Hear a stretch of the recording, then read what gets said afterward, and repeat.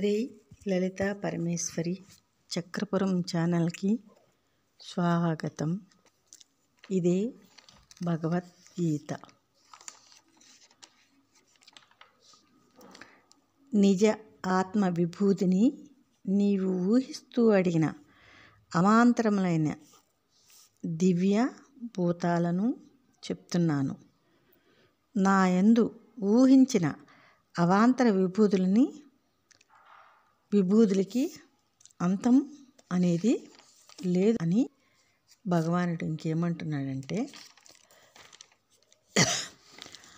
అహం ఆత్మా గుడాకేశ సర్వభూత ఆశయ స్థితః అహం ఆదిః చ మధ్యం చ భూతానాం అంతః చ ఏవ చ.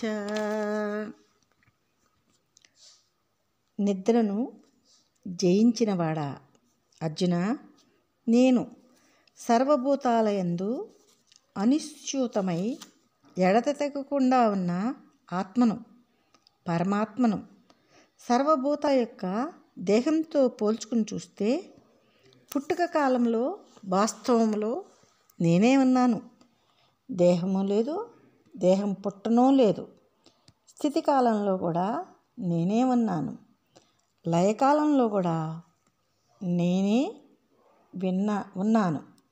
నా తత్వమునందు జగద్భావమును కలిపే మోహనిద్రను జయించు. నా నిజ విభూతిని విను అర్జున అని భగవానుడు ఇంకేమంటున్నాడంటే, ఆదిత్యానాం అహం విష్ణుః జ్యోతిషాం రవిః అంశమాన్ మరీచిః మరుతాం అస్మి నక్షత్రాణాం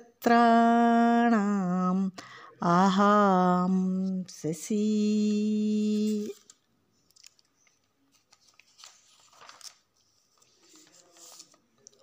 ద్వాదశ ఆదిత్యులలో నేను విష్ణువును. ఆదిత్యుడు లౌకిక ప్రకాశంనిచ్చే వారిలో కిరణములు గల సూర్యుడు. సప్తవాయు గణములలో మరీచి అనువాడు అయి ఉన్నాను నేను. నక్షత్రాలలో నేను చంద్రుడిని.